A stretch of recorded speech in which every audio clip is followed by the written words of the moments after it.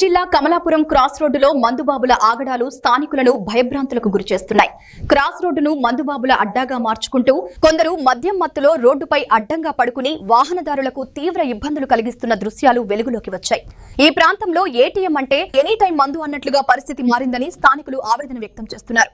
ఉదయం, రాత్రి, అర్ధరాత్రి అనే తేడా లేకుండా మార్కెట్ యార్డు, చెప్పలి వైపు వెళ్లే దారి, రామచంద్రాపురం పరిసర ప్రాంతాల్లో మందుబాబులు తైతక్కలాడుతూ ద్విచక్ర వాహనాలపై వింత శబ్దాలు చేస్తూ అతి వేగంగా దూసుకెళ్తున్నారని చెబుతున్నారు. ఎదురుగా వచ్చే వాహనదారులను భయపెడుతూ ప్రమాదాలకు కారణమవుతున్నారని ఆరోపిస్తున్నారు. రోడ్డుపై ఓ మందుబాబు అడ్డంగా పడుకున్న దృశ్యాన్ని ఓ ఆర్టీసీ బస్సు డ్రైవర్ తన మొబైల్లో చిత్రీకరించగా అది ప్రస్తుతం చర్చనీయాంశంగా మారింది.